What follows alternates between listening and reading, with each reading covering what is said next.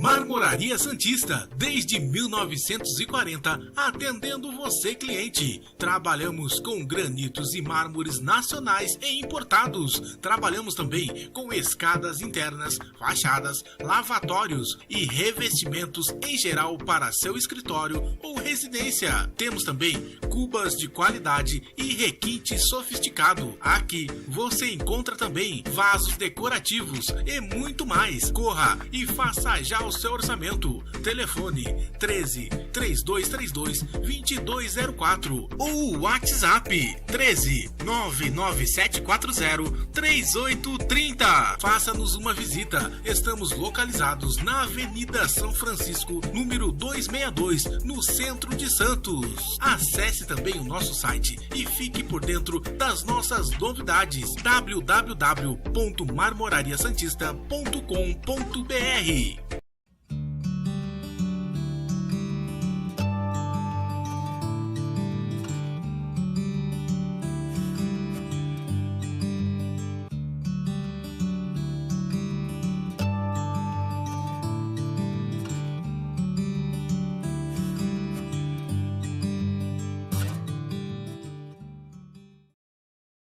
Muito boa tarde a todos. Estamos aqui reunidos para mais um programa Conexão 013, programa Operação Saúde.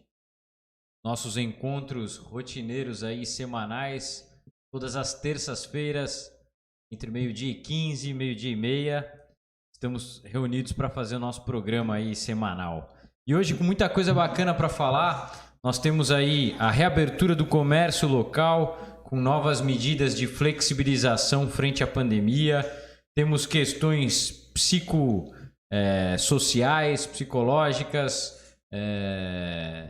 muita coisa bacana para falar a respeito de vacinação, a respeito de alguns processos de retomada aí de vários setores da sociedade e o reflexo do que a gente tem visto aí a respeito de tudo isso. Então, compondo a bancada de hoje, a gente tem nossa triatleta publicitária, Rose Claire, mais conhecida como Iron Mãe. Boa tarde, Rose. Como que você está? Boa tarde, Dr. Lucas. Boa tarde, doutora Natália. Boa tarde aos nossos web espectadores. Sempre muito bom participar aqui desse programa de tanta informação do bem.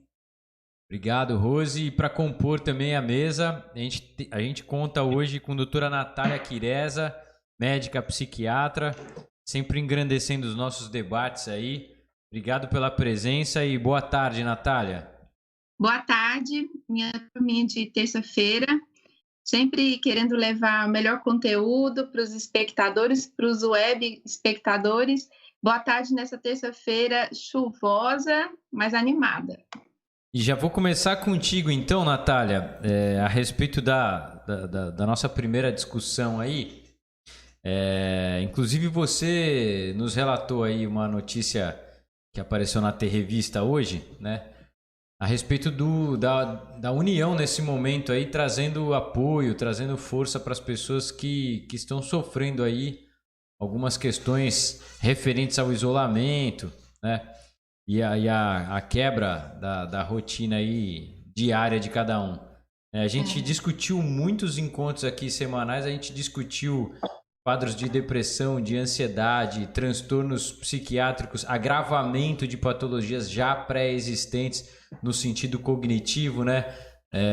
A gente já discutiu muito essa questão e eu queria te perguntar como que você avalia. Hoje a gente vê que tem psicólogos, psicoterapeutas, os próprios médicos, psiquiatras, né? Prestando um serviço social, muitas vezes gratuitos, de maneira remota, uma tentativa de ajuda frente ao público que necessita desse tipo de auxílio aí. Como que você tem visto aí essa questão? Eu sempre tento, na maioria das vezes, né, no meu atendimento até eu encaminho para o psicólogo, e aí no início existia aquela questão de, nossa, mas eu encaminhei e aí entrou o lockdown. Como é que essa pessoa vai conseguir fazer fazer esse tratamento, já que a maioria das vezes a psicoterapia é semanal, e aí essa pessoa se deslocar da casa dela até um consultório, uma clínica médica, uma clínica de psicólogo. E aí eu vi essa reportagem, que na verdade ela saiu no domingo, na revista, e aí eu achei muito interessante, né? Vou até deixar disponível novamente nas minhas redes sociais, falei para a Rose também estarem disponível, porque é uma relação de instituições que oferecem, de alguma forma, esse apoio psicológico. Então, algumas instituições, até de forma gratuita, que são a união de vários psicólogos. Então, tem até o IPQ, a USP, né, a USP das Clínicas, em São Paulo. Esses atendimentos são feitos online. Então, existe também que a pessoa tem que ter essa ferramenta disponível para ela ser atendida. E é uma alternativa excelente para quem está dentro de casa, que não pode sair, que muitas vezes não pode arcar. Alguns planos de saúde não cobrem psicoterapia, outros até cobrem, mas é difícil conseguir um psicólogo para fazer esse acompanhamento. E tem alguns planos que fazem reembolso, né, com tratamento psicológico. Então, assim, eu sempre fico atrás de alternativas para oferecer para os pacientes. E muitas vezes eu falo, olha, o seu tratamento comigo é esse, mas só será completo se você fizer uma psicoterapia. Às vezes eu até indico o tipo de psicoterapia, se é um psicanálise, se é terapia cognitivo-comportamental. E aí a pessoa muitas vezes não consegue esse tratamento, né? E às vezes o psiquiatra atende ela de 2 em 2 meses ou de 3 em 3, dependendo do caso. E o psicólogo, a maioria das vezes, é semanal. Então, é importante, e não dá para falar, porque são muitas instituições, muitos psicólogos, eles deixaram telefone, e-mail e rede social para entrar em contato. Então, essa foi uma matéria da AT Revista, que eu achei interessante a gente falar e deixar disponível também para as pessoas procurarem. Os médicos também começaram a fazer teleatendimento, né? O CFM permitiu que isso acontecesse. Já tem mais ou menos um ano que saiu essa resolução que permitia isso, né? Então, assim, por exemplo, eu consigo fazer teleatendimento, eu consigo fazer até receita digital, com assinatura digital. Então, é uma alternativa interessante e muito, nesse momento, muito importante para quem precisa desse tipo de atendimento. Muito bom. Na realidade, aproveitando a extensão do que você colocou para a gente, Natália, eu queria aproveitar aqui e dar uma estendida no tema, falando especificamente das mulheres, né? Hoje também a gente tem uma reportagem no Jornal da Tribuna dizendo que, citando um grupo de mulheres que deram início a um projeto aí de ciclismo, começaram o grupo com 7 mulheres, pensando em trazer um pouco mais de conforto e uma quebra de rotina para aquelas mulheres que estavam se sentindo sozinhas, isoladas, né? Sentindo ansiedade, desconforto de estarem em casa naquele ambiente restrito. E elas deram início a um projeto, né, que é um grupo de mulheres que pedalam, e elas até se denominam as Poderosas do Asfalto. Esse grupo cresceu tanto na pandemia que de 7 mulheres que são as fundadoras, o grupo chegou a ter 100. Hoje está com mais de 100 mulheres, né? A gente vê também que o ciclismo é uma modalidade, todos os esportes praticados ao ar livre cresceram nesse período de pandemia, e o ciclismo foi um esporte que a gente viu assim que teve um crescimento monstruoso, né? Eu queria perguntar para a Rosicléia aqui, que vem desse meio do triatlon, do ciclismo, né? Já fez vários projetos de integração no meio do esporte, né? Como que você vê a possibilidade de repente, uma dona de casa sair de uma situação deprimida ou uma situação de se sentir presa dentro de casa, né? E poder, de repente, integrar um grupo desse, sair, atravessar cidades, fazer trilha, passar por lugares diferentes, interagir com as outras pessoas, né? O quão bem isso faz para cada um de nós, né? Com certeza, Lucas. Eu sou super fã daquela frase, né? Que diz que o exemplo arrasta, né? Então, elas são o exemplo de que realmente o exemplo arrasta multidões. Então, começaram aí com 5, 7 mulheres, hoje são mais de 100, né? Já não é a primeira vez que nós falamos sobre esse assunto aqui no programa, do quanto a atividade física é um feito super positivo na vida do ser humano, né? Então, muitas são as doenças, muitos são as situações que as pessoas estão passando hoje, com medo dentro das suas casas, depressivas, e a gente precisa achar alguma válvula de escape aí, né? E fico muito feliz de ver casos, exemplos, grupos iguais a esse, que fazem com que cada vez mais se prove tudo o que a gente fala.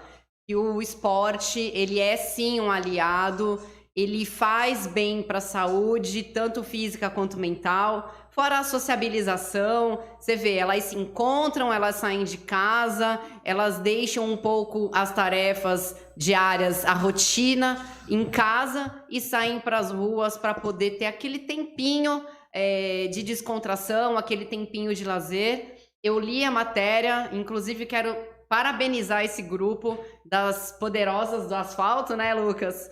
E, assim, arrastou outras mulheres e desejo que, sim, muito mais outras mulheres se engajem aí e possam se dar o luxo, se dar o prazer de ter um tempinho para chamar de meu, né? Um tempinho para elas. Então, muito legal mesmo, parabéns por esse projeto e que tenham muitos mais outros projetos provando, sim, que a atividade física cura.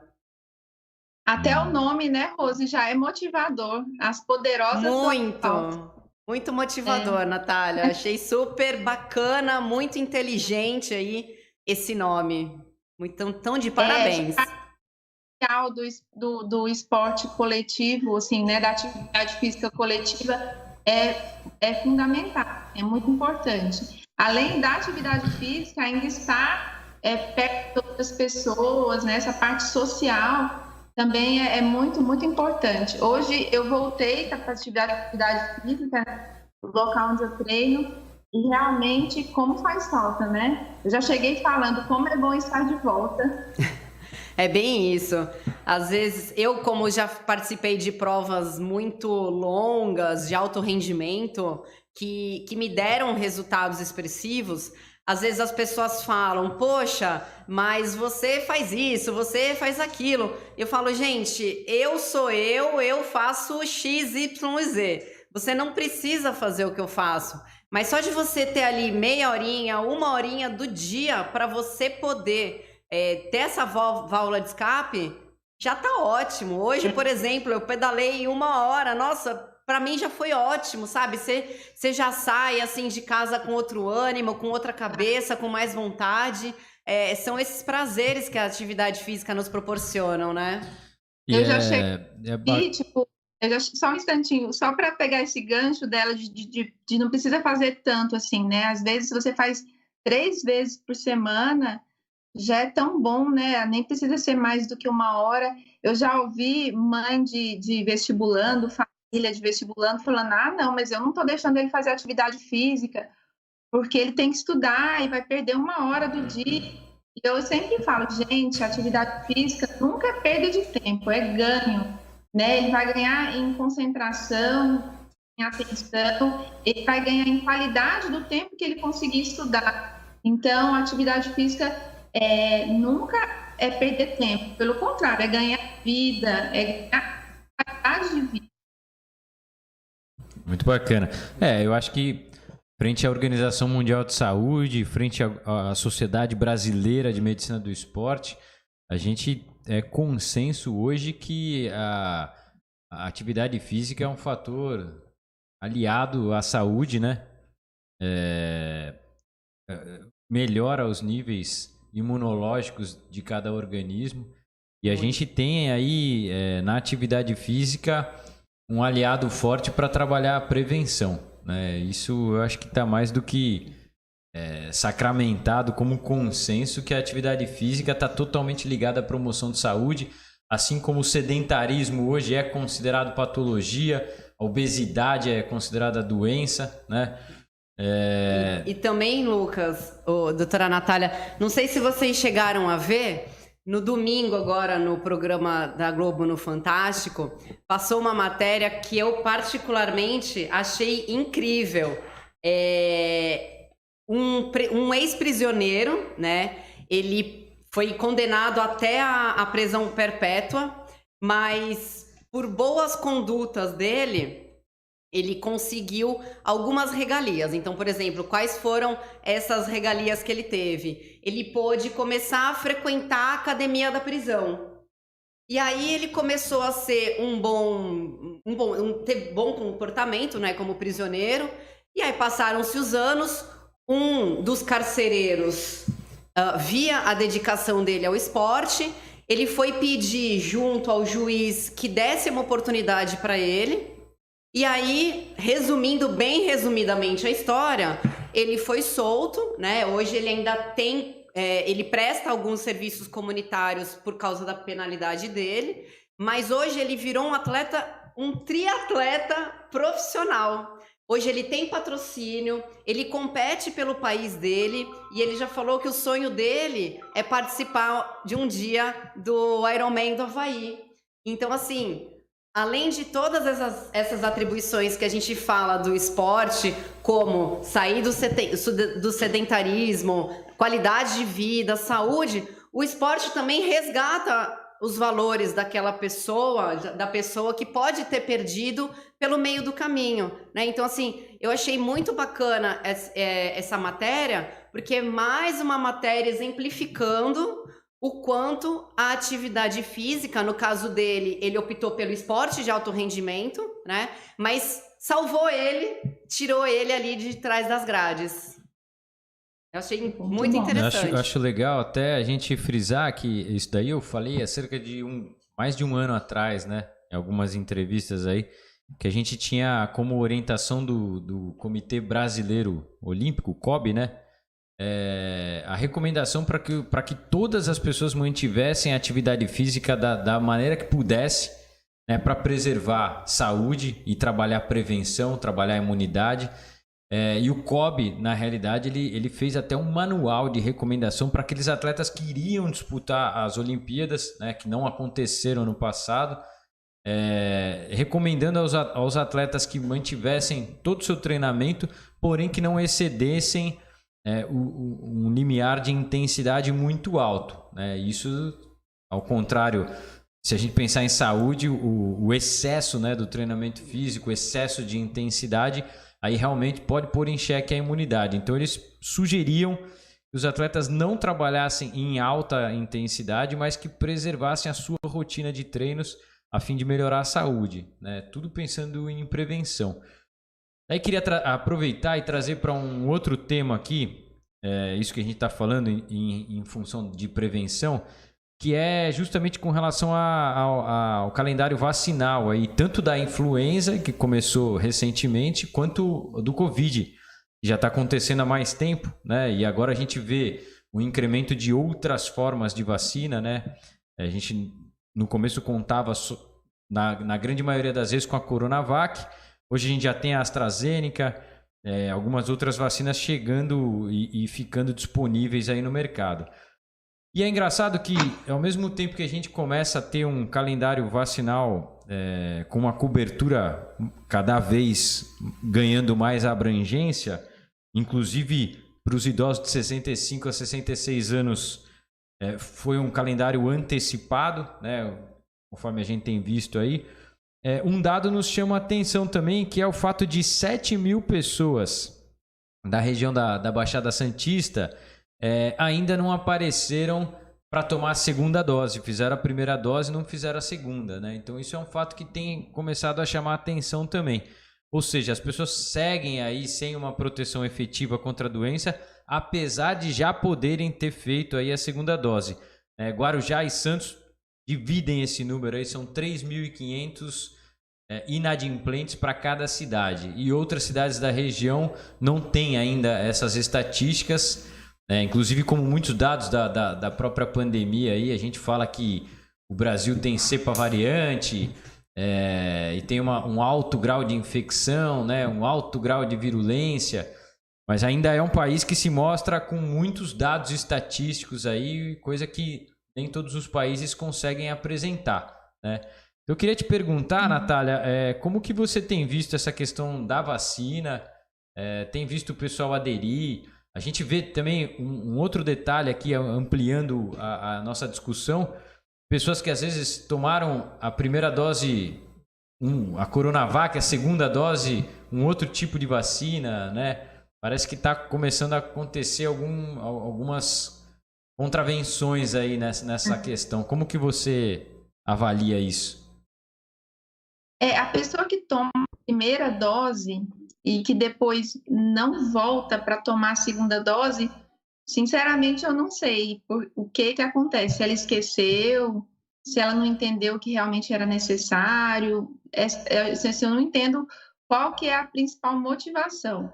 Porque muitas vezes o que eu escuto, e principalmente às vezes alguns idosos, por falta de informação, enfim, por algum preconceito, por alguma coisa, por fake news a maioria das vezes também, é que não vão tomar e que, assim, eu já convenci alguns pacientes, alguns pais de pacientes que até estão na consulta, eu vejo a idade, eu já se vacinou, né?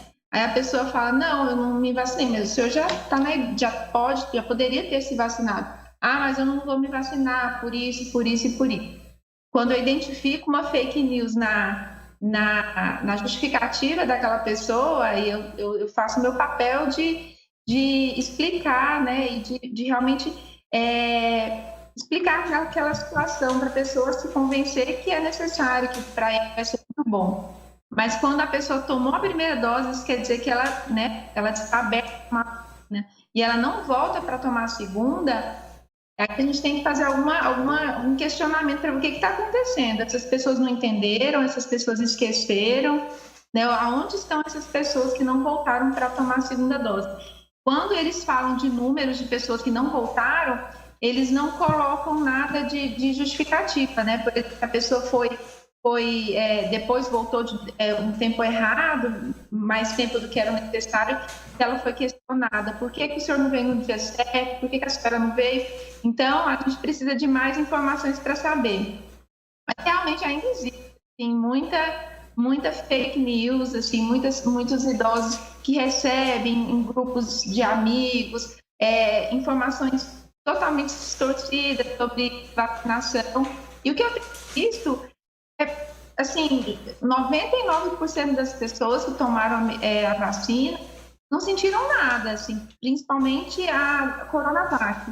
Algumas pessoas que tomaram a da AstraZeneca, né, que aí tiveram algum tipo de efeito colateral também transitório e alguma coisa bem assim momentânea que logo foi resolvido. Mas realmente vocês não concordam que a gente não dá para entender se a pessoa ela foi convencida que tinha que tomar a vacina, ela foi tomar a primeira dose, o que aconteceu que ela não foi tomar a segunda dose? E a gente não consegue entender o motivo que isso acontece.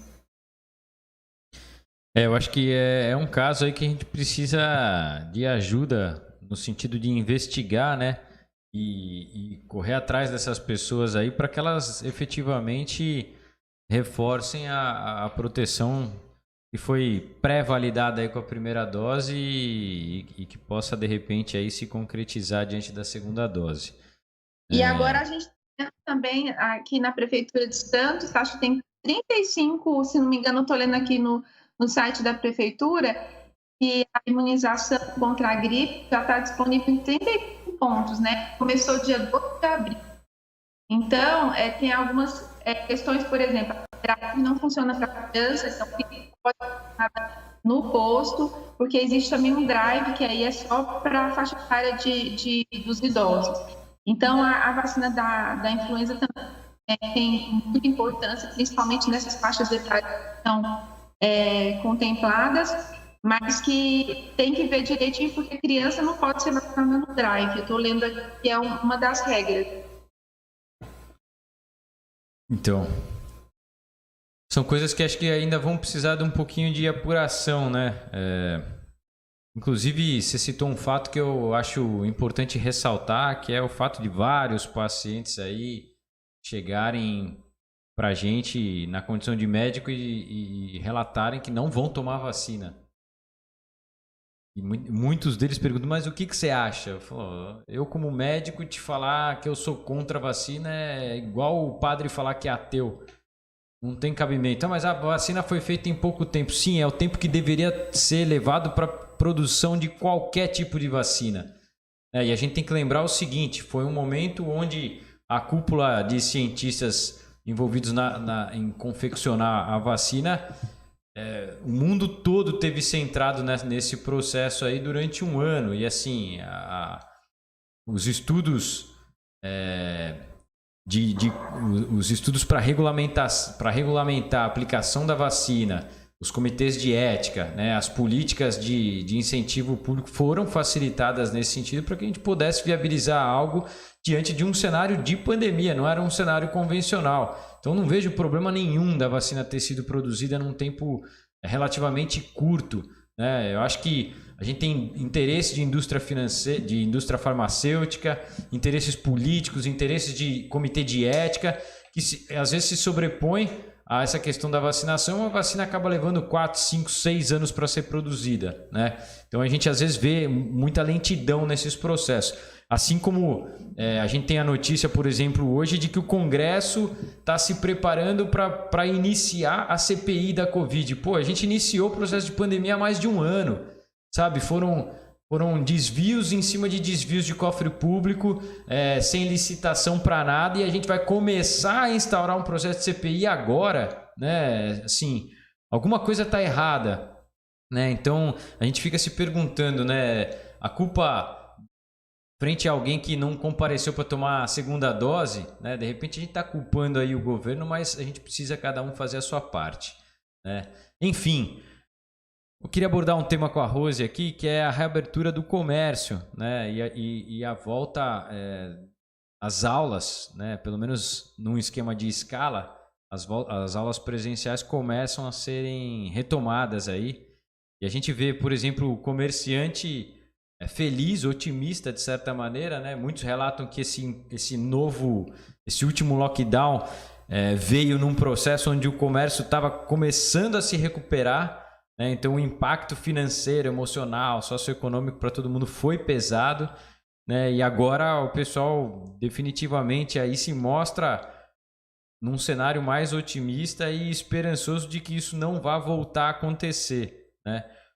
Você que já esteve do outro lado aí na parte do comércio, né, na parte do transporte escolar, tal, como que você enxerga hoje essa volta? Vi que ontem você postou que estava voltando a nadar, né? Foi. Então, mostra realmente pra gente um cenário de maior esperança, né? Você concorda, Rose? Eu concordo sim, Lucas. E eu acredito muito em... vamos falar de agora o que a gente vive, né? Então a gente está vivendo uma pandemia. Então é uma pandemia, como o nome mesmo já fala, é mundial, né? E tudo o que gera esse desconforto dá um chacoalhão, né? E gera novas mudanças. Então é como se tivesse assim chacoalhando a vida e a mentalidade das pessoas, né? Eu tava vendo umas matérias, Lucas, que a esperança dos comerciantes é de que realmente esse tenha sido o último lockdown.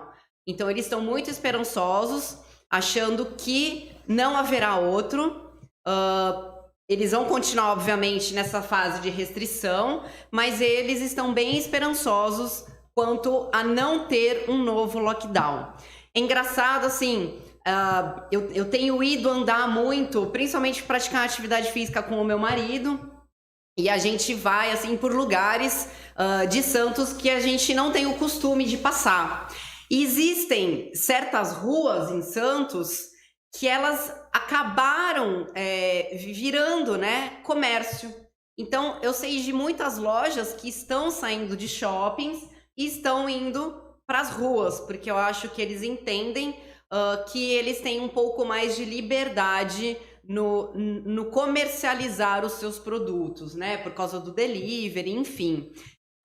Outra coisa assim que eu também percebi de mudança são os hábitos tanto dos consumidores quanto dos comerciantes. Então, muitos que antigamente não faziam um delivery, não faziam um drive-thru, hoje começaram a repensar. Muitos aplicativos que não tinham a monetização, não tinham o e-commerce, hoje já tem para pagar, para poder monetizar e para poder fazer esse fluxo aí. Então, eu tô bem também esperançosa, confesso, tá? Tanto do comércio quanto das escolas. A gente vê aí mais um lockdown que a gente passou. As escolas fecharam, abriram, fecharam, abriram. Eu acho que agora vai. Vou ser bem sincera para você, até porque nós tivemos uma diminuição nos casos, né, até de UTIs. Eu acho que vocês são muito, sabem muito mais informações do que eu apenas leio, mas eu acho que vai vir agora, nessa retomada, uma conscientização maior e quem sabe aí para a gente continuar, ter entrado aí nessa retomada e poder ficar. Eu fiquei super feliz ontem, como você mesmo falou, voltei a nadar ontem. Então, assim, não só para quem vai ao comércio, para quem vai à academia, para quem vai à escola, quem está feliz também são os comerciantes. Eu sempre fui categórica, a minha opinião sempre foi dessa. A gente entende, é pandemia, tem que ter, não pode ter aglomeração, é lockdown, mas eu acho que é um conjunto de coisas e a saúde mental, a saúde financeira do comerciante, do proprietário de alguma loja, de uma academia, de um serviço, também ela tem que ser vista, ela tem que ser avaliada e ela tem que ser valorizada. Então, estou bem otimista com isso, né? Como você mesmo falou, eu já tive transporte escolar, o meu marido tem comércio. Eu fico muito triste de ver a situação que muitos chegaram, não são poucos, são muitos. Mas eu acho que sempre depois da tempestade vem aí a bonança e eu acredito sim também que esse tenha sido o último lockdown. Tô torcendo aí para que seja, feliz com a situação. E eu acho que num dos pontos da tua resposta aí, você citou a questão da saúde mental, né? Diante dessa volta, comércio, tudo.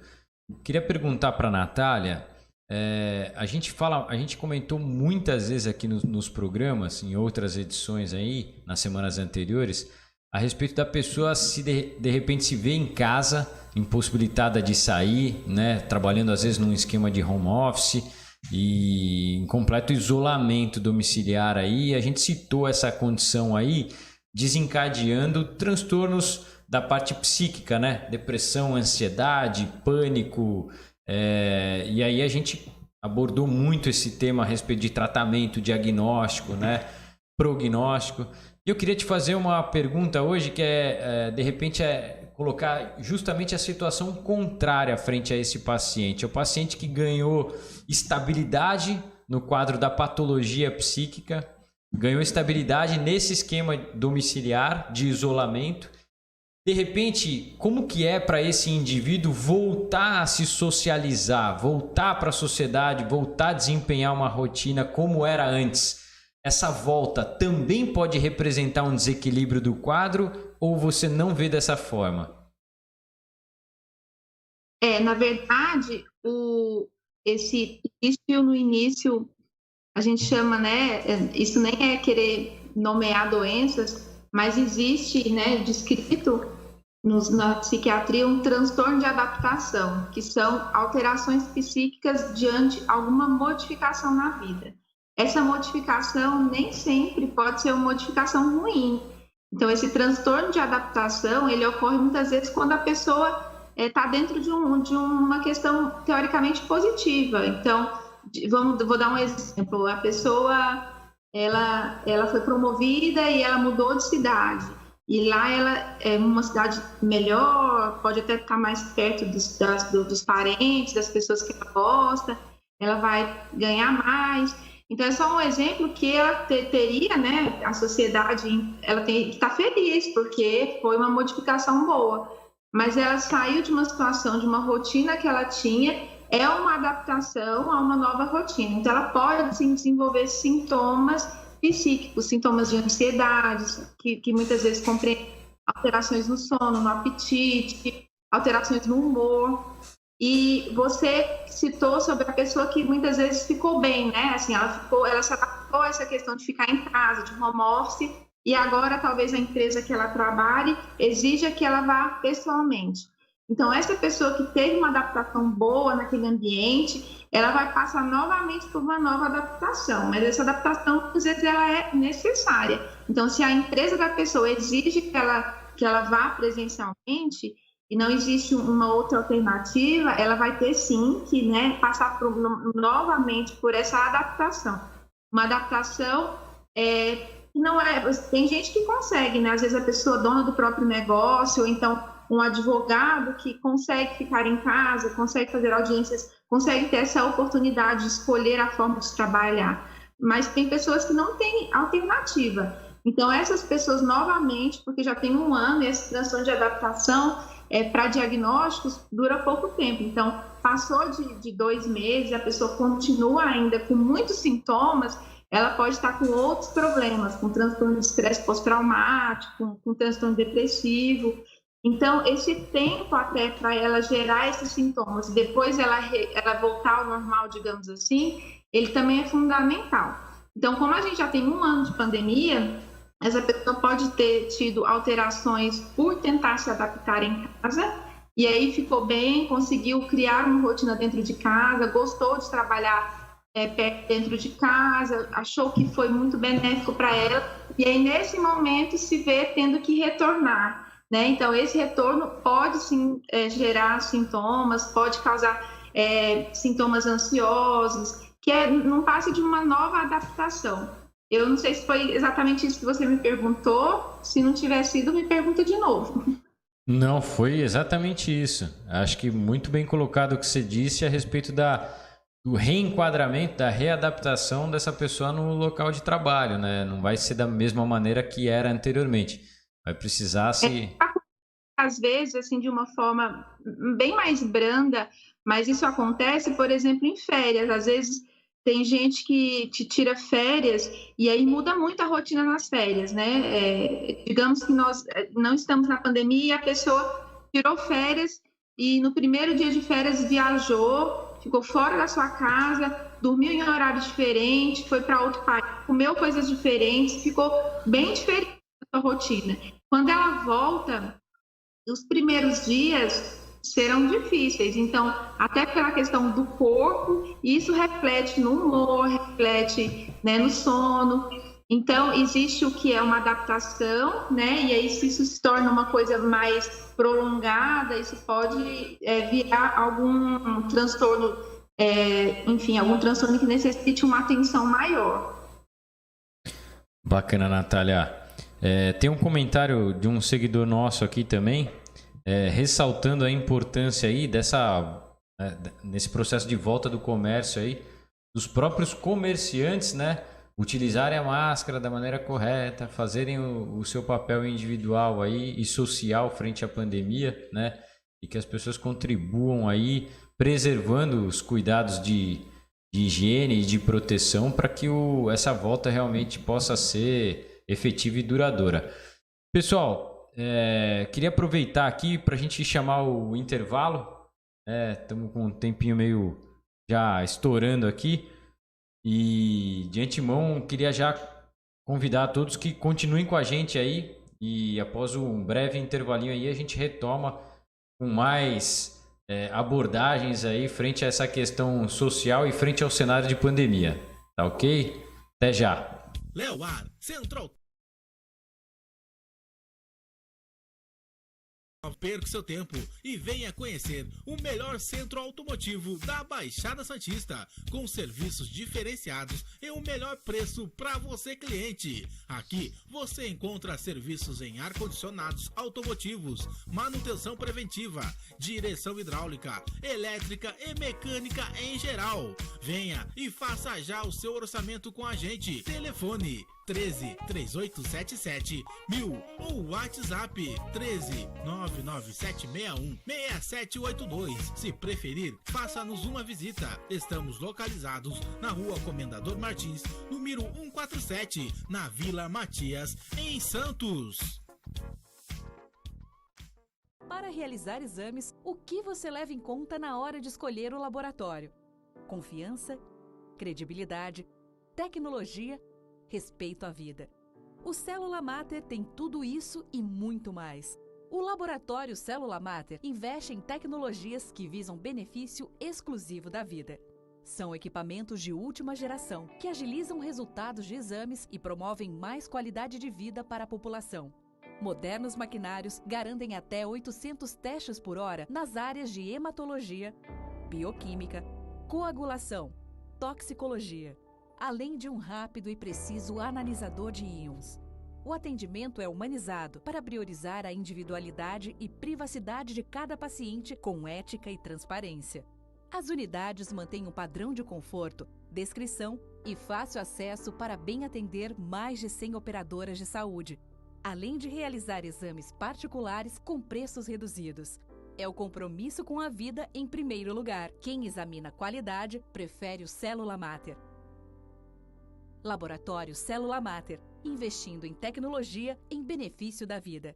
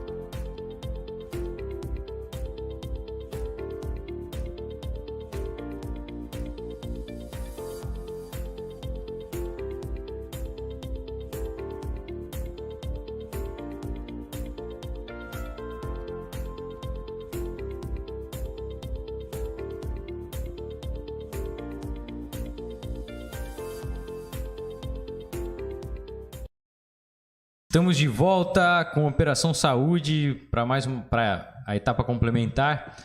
Mandar um abraço para o Flávio Santana, que entrou junto com a gente aí. Grande abraço, Flávio Moutinho. Ouviu o programa hoje de manhã, hein? Marcelo, Iron Pai, toda a turma aí acompanhando a Operação Saúde. E a gente trazendo aí sempre as discussões em torno dessa fase de retomada no cenário de pandemia e tentando abordar aí as principais questões de saúde frente às novas medidas, né? E dentre essas novas medidas que a gente tem aí, foram anunciadas agora, entraram em vigência no domingo, né? Tem algumas coisas que diferenciam a Baixada Santista do plano de flexibilização do Estado de São Paulo. Por exemplo, o Estado de São Paulo restringiu a abertura do comércio a 25% da capacidade de cada estabelecimento. Aqui em Santos a gente já liberou 30%, né? Então, às vezes a gente vê algumas nuances que diferenciam o plano da Baixada Santista para o plano do Estado de São Paulo em geral. Frente à retomada de alguns setores, a gente nota aí que existe uma restrição com relação aos horários, né? Horário para atividade física, para as academias, para o comércio em geral. E pergunto para a Rose aqui, essa restrição de horário de repente não vai deixar o pessoal um pouco mais aglomerado nesses horários restritos? Você que citou aí a mudança no perfil dos usuários, né? Frente ao e-commerce, ao comércio em geral. Essa restrição de horário, de repente, não vai deixar a gente limitado a se aglomerar em um determinado período? Com certeza, Lucas. Eu acho que tem que liberar quanto mais, quanto mais aberto, melhor, porque eu vejo até pelas academias, né? Eu voltei ontem para academia, tenho amigos que são professores e a linha de raciocínio é essa, né? Quanto mais aberto, mais disperso, menos aglomeração. Eu estava esses dias conversando com uma amiga minha que morava aqui no Brasil. Ela já foi morar uma vez no Japão e agora ela foi de vez lá para o Japão com a família dela. Ela está desde janeiro lá no Japão. E eu conversando com ela, falei, como é que estão as coisas aí, né? Do outro lado do mundo em relação ao Covid. E ela estava me falando que lá com eles foi justamente isso. Primeiro que ele já tem um hábito, né, cultural do uso da máscara. Então, isso, entre aspas, facilita essa retomada, né? Porque as pessoas, né, os japoneses, os moradores, eles já têm essa cultura, já têm essa consciência. Então, isso facilitou. Mas ela estava me falando que o comércio, tudo o que é comércio, supermercado, tudo aberto praticamente 24 horas. Então, a linha de raciocínio deles é essa. Lá não diminuiu os casos de Covid, tá? Ainda eles deram uma controlada, claro, de acordo com o que ela me falou. Mas lá o que tá mesmo assustando as pessoas é o aumento do número de casos de H1N1. O Covid, eles conseguiram dar uma equilibrada, dar uma diminuída, mas o que está assustando o número de mortes para eles é a morte por H1N1. Então, em relação ao comércio, justamente isso, eles abrem 24 horas para as pessoas poderem ter essa flexibilidade, essa opção de horário. Porque se você acaba restringindo, a meu ver, né, você acaba aglomerando. Tudo bem que você acaba tendo menos pessoas, você tem lá 20% que tem que estar na academia, 20% na escola, mas de repente, se você deixasse mais amplos horários, a meu ver, você evita muita aglomeração, né, Lucas? De repente, podem haver alguns tipos de estabelecimentos, como por exemplo a escola, você não tem muita opção de muito horário, né? Mas comércios, restaurantes, academias, então, mais ainda. Eu acho que tem que deixar o quanto mais tempo aberto para as pessoas poderem se dispersar e não aglomerar. Perfeito. Isso aí, Rosicler. Uma coisa que você falou que eu acho que chama bastante atenção da gente é o fato da gente negligenciar, ao menos nesse período aí, algumas outras doenças de suma importância também. Eu brinquei com um paciente esses dias que eu falei, acabaram-se os casos de virose no pronto-socorro. Quando o médico não sabia o que tinha, era virose. Hoje em dia não existe mais. A virose é uma coisa que foi extinta. Hoje tudo é Covid, né? E ao mesmo tempo a gente se perde nessas ações frente a H1N1. Você vê, começou o calendário vacinal da influenza. Pouco se tem falado frente à expressividade que a Covid ganhou, né? Então, eu acho que assim, existe a sazonalidade, né, para um calendário vacinal que precisa ser coberto e bem distribuído. Existem outras doenças, existem os pacientes que já possuem doenças de base e ficaram sem acompanhamento. Eu gosto muito de citar o exemplo dos pacientes pulmonares. Aqueles que têm patologia de base pulmonar, que têm enfisema pulmonar, o próprio câncer de pulmão, ou que tem bronquite, bronquiectasia, asma, né? Esse tipo de paciente, basicamente, ele está mais de um ano sem procurar serviço de saúde, porque ele tem um pânico, uma paura enorme de entrar num serviço hospitalar, num serviço ambulatorial e se contaminar com Covid. Agora, parte desses pacientes a gente tem visto que tem agravado e às vezes precisando até de UTI por falta de um acompanhamento ambulatorial que deixou de fazer durante o processo de pandemia. Então eu acho que assim, existem situações clínicas e outras doenças que precisam de acompanhamento e a gente tem visto certa negligência nesse sentido. Natália, você concorda comigo nesse sentido aí? Como que você vê essa questão? Eu também não entendo qual que é a função de diminuir o horário, né, no comércio. Eu não entendo também, nunca entendi, né, porque se a gente pensar, você diminui o horário, aumenta a aglomeração naquele período. Quanto à questão das doenças, foi importante isso que aconteceu esse um ano, de você deixar de fazer de doenças importantes, às vezes com diagnóstico precoce, o tratamento seria curativo, falando de alguns casos até de câncer, e também de acompanhamento de doenças crônicas pré-existentes. Eu tinha lido num jornal há mais ou menos umas 2 semanas que houve uma diminuição drástica de diagnóstico de câncer de próstata. Isso significa que diminuiu? Não, isso significa que as pessoas não estão fazendo diagnóstico precoce, né? Elas estão deixando de ir ao médico por N motivos e aumentou o índice de câncer avançado, né? Então, às vezes, localmente avançado, até com metástase já. Então, assim, às vezes a pessoa já tinha aquela rotina anual, né? Um homem com a idade que tem que fazer esse tipo de acompanhamento, uma mulher que faz um acompanhamento de câncer de mama, e que aí, diante de toda essa situação que nós estamos passando, deixou de fazer os seus exames de rotina, até porque muitas vezes são doenças que são silenciosas e que demoram a causar, né, alguma sintomatologia. Então, além das doenças que nós estamos vendo aí todos os dias, eu não sei se vocês têm acompanhado isso, mas assim, tendo muito caso de dengue, chikungunya, zika, então é muita doença que está tendo atualmente e que estão chegando nos pronto-socorros, nos PS, e que as pessoas muitas vezes, assim, a gente está dando mais importância para o Covid, né, que tem a questão da pandemia, mas realmente a sua rotina, os seus exames, né, anuais têm que ser feitos, porque a gente não pode, por uma doença, esquecer de outras mil coisas que podem acontecer. Então, esse número do câncer de próstata foi só um dos milhares das outras questões, de muitas outras doenças que podem acontecer, que as pessoas não podem, de forma alguma, deixar de fazer acompanhamento.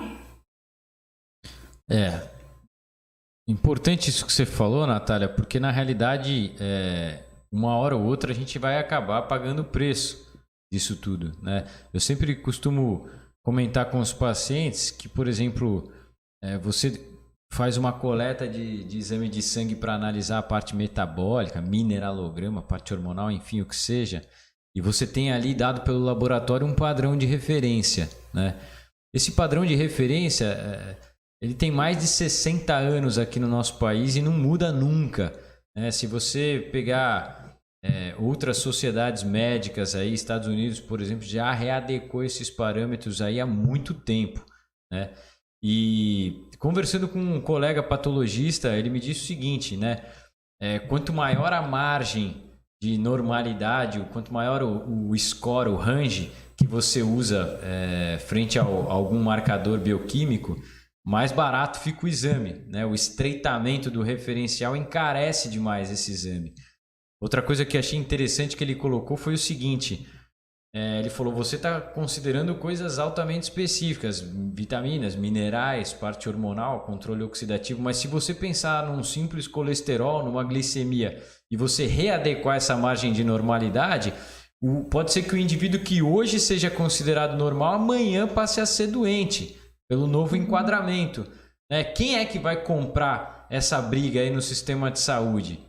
Né? Então, ele falou, esquece, isso não vai mudar nunca, né? É mais sobrecarga para o sistema de saúde. E uma coisa que eu fico pensando diante do que você falou é justamente essa questão da gente omitir o acompanhamento, o diagnóstico de certas doenças que precisariam de um acompanhamento e ficaram sem cobertura durante esse processo de pandemia aí. Uma hora a conta vai chegar, né? Quem é que vai comprar essa briga? Quem que vai arcar, né, com essa sobrecarga no sistema de saúde? Então, complicado. Será que, por exemplo, a cúpula política e gestora do sistema de saúde hoje se encontra preparada para, de repente, administrar uma situação dessa frente a um planejamento ambulatorial de assistência na saúde? O que você acha, Rose? Será que o pessoal vai dar conta de chegar nesse processo ou não?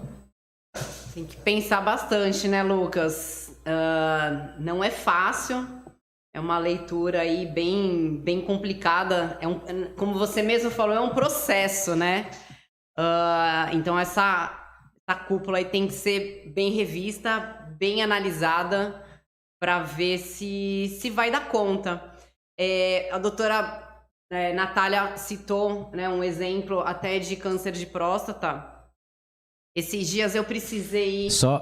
Desculpa te interromper, mas só lembrando que até entre os gestores públicos e a própria sociedade médica as opiniões são distintas, né? Você vê que cada médico fala uma linguagem hoje, né? É bem isso. E aí, pegando esse gancho da doutora Natália que falou do câncer de próstata, né? Que as pessoas estão evitando de poder fazer o tratamento. Esses dias eu precisei ir na minha dermatologista, e a minha dermatologista, ela tem tanto consultório, quanto ela atende também, ela é concursada e ela atende na rede pública. E ela estava me falando que teve um período que ela foi proibida de trabalhar no consultório pelo fato da especialidade dela, né, que era de dermato. E ela falou, poxa, então eu sirvo para a rede pública e eu não sirvo para atender os meus pacientes no meu consultório, sendo que, às vezes, as pessoas, os pacientes não querem ir até a rede pública e preferem tratar, de repente, com o seu médico de confiança, o médico da família. Então, ela bateu meio de frente, assim, e conseguiu abrir, né? Então, infelizmente, as pessoas têm medo, sim, né, de ir na rede pública, de poder se consultar, justamente por causa desse terror que está acontecendo em relação ao Covid, né? Então, vamos ver até onde isso vai parar, né, Lucas? A gente não sabe, tudo é uma incógnita, é um ponto de interrogação, mas a gente tem que expor esses problemas que acontecem, como você mesmo falou, cada um tem uma leitura, cada um tem ali a sua defesa, cada um vê o seu lado, mas tem que chegar num bem comum para a população, né? O que é melhor para a população, o que é melhor aí para a gente seguir juntos aí nessa luta praticamente contra essa pandemia aí, contra o Covid, né? Bacana. A gente vê até nesse cenário aí muitos analistas financeiros também preocupados com, vamos dizer assim, já que o programa de saúde, né, com o prognóstico aí da saúde financeira, não só do povo brasileiro aí, mas de vários setores que a gente tem visto aí grandes déficits frente à pandemia, né? Natália, queria te perguntar também, frente a esse quesito de saúde mental, e você que tem atendido muitos pacientes, eu tenho alguns colegas também da área da psiquiatria aí, e esses dias conversei com uma delas, ela falou, Lucas, eu não estou tendo tempo nem de respirar, porque o mundo enlouqueceu junto à pandemia, né? Então, quem estava bem, de certa maneira, adoeceu psicologicamente, psiquicamente, né? Quem já fazia algum tipo de controle descompensou, então a demanda aumentou demais, né? Você conseguiu ter essa mesma percepção? A tua maneira de enxergar também foi semelhante ou não? Não, houve uma piora, assim, muito importante. Eu não parei de trabalhar em nenhum momento. Às vezes teve alguma alteração da forma de trabalhar. Então, assim, igual eu falei, né? Eu não fazia, nunca tinha feito telemedicina, mas quando foi autorizado lá pelo CFM, eu comecei com essa modalidade, me adaptei, e agora eu já estou conseguindo fazer bastante consulta por teleatendimento. Acho que é bastante produtivo na grande maioria dos casos. E assim, é nítido que houve uma piora, muito nítido. Se a gente pensar que os transtornos mentais, eles têm uma porcentagem de causa, né, causalidade assim, ambiental, então a gente está com um momento bem propício para tudo, para as pessoas que nunca tiveram terem, para as pessoas que têm piorarem. Então, aí se você for pensar em parte financeira, na parte de você ter um outro recurso que te deixava bem, né, que a gente falou, de atividade física, de reunião social, de alguma coisa que eu costumo falar, antes do copo transbordar, que a gente conseguia manejar de alguma forma, tudo isso foi nos tirado. Então, a gente não conseguia ter essa parte social, porque não podia, a gente não estava privado da atividade física, que é uma outra coisa importante.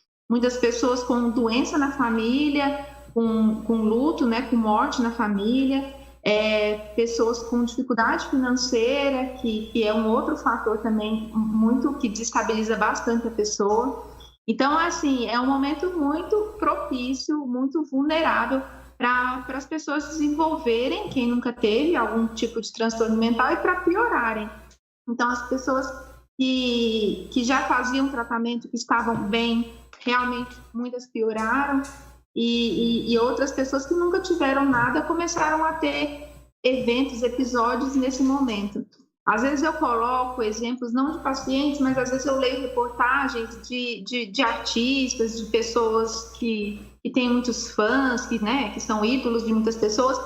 Até mesmo, eu gosto de colocar esses exemplos até nas minhas redes sociais para as pessoas se identificarem e diminuírem um pouco o preconceito que tem. Para elas verem que isso não é fraqueza ou que não é uma coisa só ela que sente aquilo. Esses dias eu li que a atriz Juliana Paz teve crise de pânico a primeira vez dentro de casa na pandemia e que ela já por muitas vezes considerou que isso era uma bobeira, já menosprezou as pessoas que relatavam esses sintomas e que ela viu realmente o quanto é ruim, o quanto é horrível sentir, né, ter crise de ansiedade.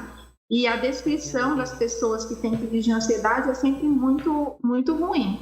E é verdade, isso que a sua amiga te falou, assim, é óbvio, e eu tenho certeza que vocês vão concordar comigo diante desse cenário que nós estamos vivendo, é muito propício para a pessoa desenvolver um transtorno mental. Bacana. E outra coisa, né, Natália, aproveitando que a gente está comentando essa questão também, eu acho que vale a pena a gente ressaltar o seguinte: não só a descompensação mental, psíquica, de ordem patológica, ela pode acontecer, mas pode acontecer também o desentendimento entre as pessoas de uma mesma família, né? O desacordo, né? A desmotivação E assim, todo mundo vai ter que aprender a conviver ali, porque tá todo mundo junto, isolado, trancado em casa, né? E às vezes aquelas situações do dia a dia que facilmente são contornadas, às vezes ganham um peso extra nesse momento, né? Porque já está todo mundo ali no limite da falta de paciência, né? Então, hiperconvivência, né? Hiperconvivência. Então, acho que um grande segredo aí, a fim de driblar esse cenário aí e conseguir também uma condição psíquica mais interessante, é saber lidar com esses pormenores, com essas diferenças, né? E acho que quanto mais integrantes a família tem, né, Rose? Vou até passar a pergunta para você aqui. Como que você conseguiu contornar essa situação de ter todo mundo em casa ao mesmo tempo? Tá deixando... Tudo chama mãe, né? Tudo. Se já chamavam, agora potencializou, né? Eu vou dormir, eu ouço mãe. Alguém me chamou? Não, é a minha mente que tá me chamando. Eu sinceramente, Lucas, eu vejo isso por um prisma bom, né? Porque a nossa vida, eu digo até por mim, uma vida super corrida, cheia de tarefas, cheia de afazeres. As crianças também, às vezes, cheia de tarefa, cheia de demanda. A gente não sabia até aonde a gente podia dar corda para eles, né? Eles iam, a partir do momento que a gente põe na escola, põe na natação, põe no judô, põe no inglês, e vai indo. Então parecia que a vida estava parecendo assim um caminhão desgovernado, né? E eu acho que com essa obrigação de estar em casa, nos uniu. Então, eu como sempre falo, eu sempre procuro trazer o lado otimista da situação, mesmo que ela seja trágica, seja catastrófica, mas eu acho que alguma coisa de bom a gente tem que levar de lição.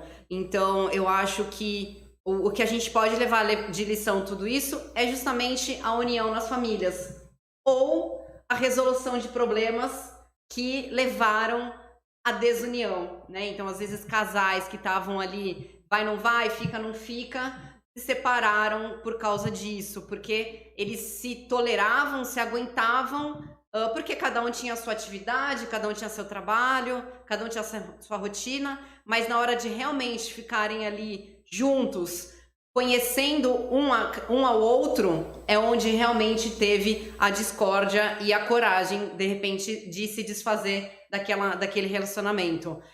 Lá em casa nós somos em 4, né? Eu, o Marcelo e 2 filhos, a Marcela e o Rogério. Então, eu posso dizer para você que, assim, foi uma experiência, tá sendo, né, uma experiência diferente e gostosa.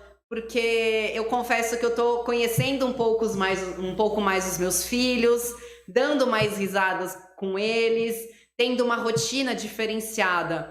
Então, eu acho que, pelo menos lá em casa, a gente tirou uma lição positiva disso. E vamos sim voltar à rotina, porém, não com a mesma mentalidade. A gente vai dar aí uma mudada nessa mentalidade aí de convivência. Bacana. Vou só dar uma estendida aqui, né, nesse comentário que a Rose fez aí para a Natália, porque sei que a Natália dificilmente consegue comparecer aqui presencialmente e a gente geralmente tem conduzido o programa aí de maneira remota, justamente por conta dos teus filhos aí que também tem horário de aula online também. Eu acho que você se vê às vezes na mesma correria aí que a Rose acabou de citar, né? Então conta pra gente aí a tua experiência. Porque é engraçado a gente chegar aqui e falar do home office, do isolamento social, do isolamento domiciliar, apontar isso para as outras pessoas e de repente eu acho que é bacana a gente fazer uma autoanálise, né? E a gente ouvir de cada um aqui o que tem para acrescentar nesse sentido. Como que foi para você passar mais tempo em casa, acompanhar mais a rotina das crianças? O que mudou aí, Natália? Aqui na minha casa também somos em 4. Eu, meu marido e 2 filhos, e tiveram fases, né, essa quarentena. Então, teve esse momento também de aproveitar, de estar junto, né, de você aproveitar a presença dos integrantes da família. O meu marido, ele nunca conseguiu trabalhar em casa, porque ele é médico, ele é ortopedista, então como ele trabalha bastante com trauma, ele nunca, nenhum dos lugares onde ele trabalha, ele nunca fechou nem nada. Então, assim, para ele, na verdade, não mudou, ele todos os dias vai trabalhar no mesmo horário que ele sempre ia. Agora, o que mudou muito foi as crianças, né, de não terem a escola apenas como online, que até hoje para eles não voltou. E isso, assim, eu percebi, na verdade, um aumento de uso de eletrônicos, que foi para os meus filhos, teve uma parte ruim nisso. Eu controlo o uso de eletrônicos aqui em casa, tempo mesmo, mas chega um momento que a gente acaba deixando de usar mais, até por não ter outra alternativa. Moramos em apartamento, né? Teve épocas que até a área de lazer aqui do prédio estava fechada, que não podia ir. Então, eu tive que dar até uma estendida no tempo que eu tinha determinado de usar eletrônicos. Então, muitas vezes eu me vi também como mãe angustiada de estar deixando meus filhos usar mais tempo do que é o que eu julgo e o que eu vejo que é o saudável. Porque, né, a gente percebe que a criança ela fica um pouco mais irritada, de ficar usando muito tempo, de ficar jogando muito tempo. O meu filho mais velho aumentou o peso bastante na pandemia por causa de ficar sem esporte, né? Então, a criança imagina que fazia judô, natação, futebol, futsal, e que, de repente, no lockdown se viu sem fazer nada dentro de casa. Então, tudo isso que a gente comenta aqui acontece conosco também, a gente vivencia tudo isso. Mas, assim, é óbvio que existem dias piores, assim, que a gente fica, nossa, hoje tá punk o negócio aqui, né? A aula online não tá dando certo. Por muitas vezes eu já falei para os meus filhos, não precisa assistir hoje, pula essa aula, porque talvez estava ansioso, nervoso, um dia mais cansado. Então, eu já fiz isso de falar assim, já está cansado, porque imagina uma criança ficar sentada, uma criança de 6 anos, na frente de um computador, durante 5 horas, assim, né? E é complicado. No final do dia, na última aula, atenção não tem mais, concentração também. Então, por várias vezes eu já falei, pode sair, não tem problema, depois a gente faz isso juntos. Então, e também tiveram momentos muito bons, como a Rose falou, né? Momentos de a gente começar a fazer coisas que a gente não fazia, assistir filme, assistir série com eles. Então, tiveram muitos momentos bons, positivos, e também tiveram momentos complicados em que eu falei, meu Deus do céu, que dia que volta essa escola? Então, assim, no balanço, eu considero que está no positivo ainda, mas quero que volte à escola. Bacana. Ah, legal. É a experiência de cada um, né? Lá em casa também o Enzo ganhou peso essa pandemia. Já vai... Aqui não. Mas isso aí, bom, legal. Eu acho que a gente está com o tempo esgotado aí, então queria agradecer a presença de todos. Agradecer todos os nossos web espectadores que acompanharam a gente aí. Tem gente que está acompanhando o programa assiduamente, né, e participa através das nossas redes sociais. Lembrando que o link do programa fica salvo aí nas nossas mídias, né, pelo YouTube, pelo site. Então é fácil de achar para quem tiver interesse em acompanhar posteriormente aí. E queria deixar um convite aí para que as pessoas nos acompanhem aí a respeito dessa discussão tão bacana que a gente tem em torno da saúde aí. Então, Operação Saúde vai ficando por aqui. Queria agradecer primeiramente a Rose. Obrigado pela tua presença aí, Rose, pelos comentários. Obrigada, Lucas. Obrigada, Natália. Obrigada, nossos web telespectadores, pela audiência. Muito feliz, mais uma vez, como eu sempre falo, e vou repetir sempre. Informação vinda de vocês é preciosa, é do bem e é verdadeira. Aqui não tem fake news, a gente debate mesmo os acontecimentos e desejo uma excelente semana para todo mundo. E vamos praticar atividade física, né, gente? Já foi mais do que comprovado aí que isso é um belo remédio. Obrigado, Rose. Nossa Rosicléia Costa, Iron Mãe. E passando a palavra agora, Natália, né? Queria que você fizesse aí suas considerações finais a respeito do programa e deixar já de antemão um agradecimento pela tua participação aí. Sempre muito bom participar do programa, um bate-papo gostoso e querendo sempre melhorar para os nossos web espectadores, para que seja um programa proveitoso, com boas informações verdadeiras. E boa semana para todos vocês. Até terça-feira da semana que vem. É isso aí, pessoal. A gente vai ficando por aqui nesse programa Operação Saúde. Acesso fácil pela plataforma Conexão 013. E semana que vem a gente está de volta acompanhando todo esse cenário de pandemia, trazendo as novidades em relação à saúde e a tudo que a gente possa colocar aqui como debate, como discussão, para a gente trazer informação relevante aí para o nosso público e informar, principalmente informar a respeito de saúde. Tá ok? Então, gratidão, muito obrigado a todos aí, até a próxima semana.